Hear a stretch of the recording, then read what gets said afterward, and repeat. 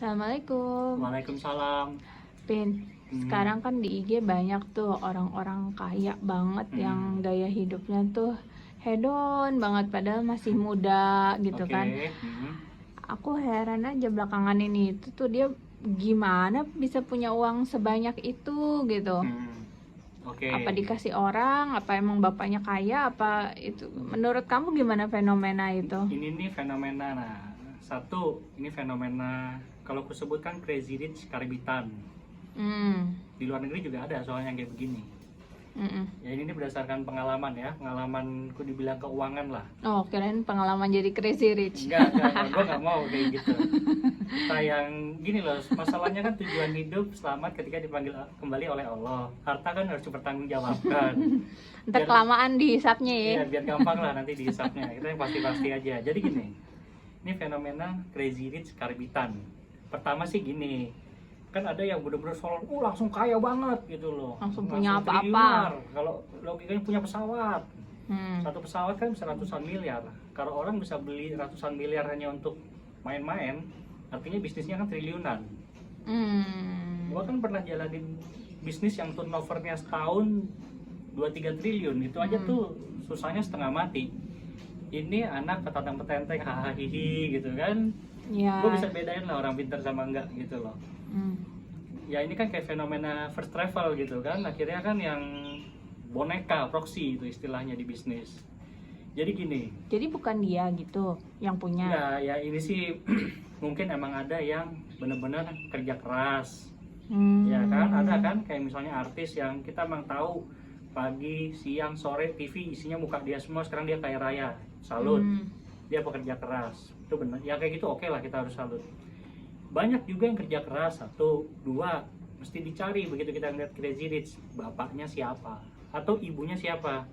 Hmm. Karena ada ini gua tahu benar, pendiri startup yang sukses. Ternyata bapaknya orang nomor satu di bidang hukum, asal Orde Baru. Pendiri startup sukses, ibunya ternyata anak konglomerat besar yang top 5 terkaya. Hmm. Cuman karena ibunya dia pakai nama bapaknya, jadi nggak ketahuan kan kalau sebenarnya Oh, iya, iya. keluarga ibunya itu yang sokong dia gitu loh. Hmm. Atau banyak nih di daerah-daerah nih yang ibaratnya anak mantan kepala daerah atau entah anak, ponakan atau apalah. Pokoknya keluarga lah ya. Keluarga lah yang ibaratnya harus muterin duit yang ibaratnya yang selama ini hanya tersimpan di brankas, di bawah tanah rumah atau di luar negeri, itu kan harus diputerin. Ini gue ambil salah satu contoh gini ya, ini nih langsung teknis nih. Misalnya gue seorang pengusaha yang selama ini punya penghasilan yang nggak pernah dilaporin di pajak atau apapun itu. Hmm. Gue taruh di rumah apa gue taruh di luar negeri? Cash itu atau apa? Cash. Hmm. Gitu. Ya kalau misalnya 1 triliun dalam bentuk emas batangan kan bisa ditaruh di rumah kan? Mana yang ada yang? Ada yang kayak begitu juga, punya berangkas segede gitu. Kamu punya enggak? Banyak. Temen gue yang gitu juga ada soalnya. Jangan Terus? dicek di bawah rumah, nanti kayak Vincenzo lagi kan di Ntar bawah gue rumah. gali Di nih. bawah rumah ini ada berangkas emas batangan. Jadi gini, misalnya gue punya uang yang selama ini nggak pernah dilaporin di pajak atau di luar negeri.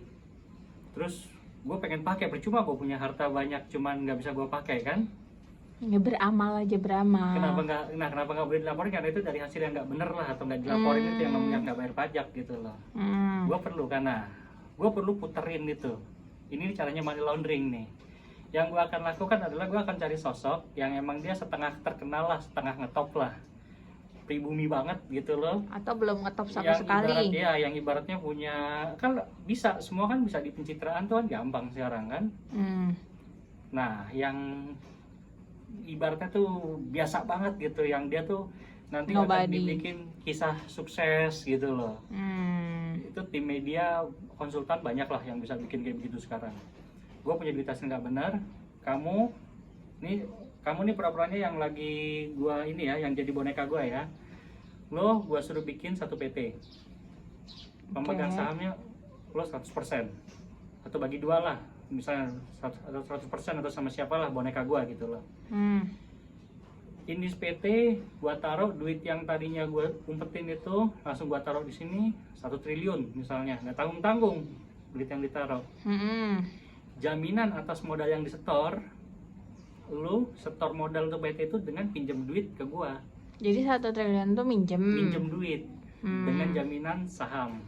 Oke? Yang ada bunganya. Berarti perusahaan itu jadi Bunganya tinggi per tahunnya. Jadi paham nggak? Kamu punya perusahaan, tapi bukan yang duitnya sahamnya. semuanya dari gua, tiap tahun harus bayar bunganya tinggi.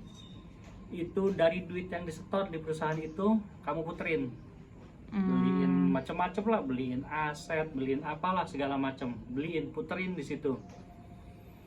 Tapi kan tiap tahun kan harus bayar bunga, mau itu perusahaan untung atau enggak. Satu, pinjaman duit yang 1 triliun itu kamu harus bayar bunga. Walaupun bunganya sebenarnya ngegrogotin. Buat gua jadi uang halal atau enggak itu?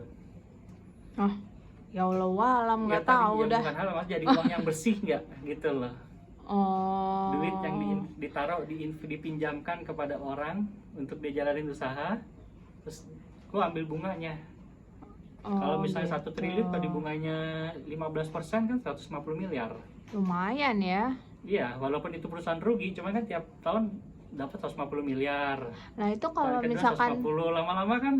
kalau Jadi diselidiki, asal kekayaan gua tuh dari bunga itu, bukan dari yang 1 triliun tadi kan udah. tapi kalau putus. diselidiki itu sumber uangnya, Ya untungnya financial forensik di sini belum sampai segitunya gitu loh.